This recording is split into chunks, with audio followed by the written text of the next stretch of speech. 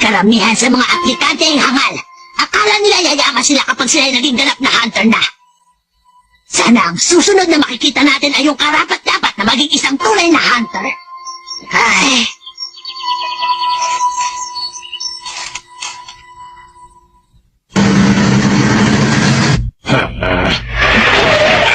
Ano ka ba? Hisiko mo, ha?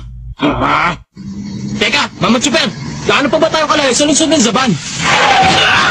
Tumahimik na lang kayo dyan at huwag niyo akong kakausapin habang nagmamaneho. Dumali tayo dito, Ha? Para pa ikot-ikot na lang tayo sa lugar na to, ha? Oo nga!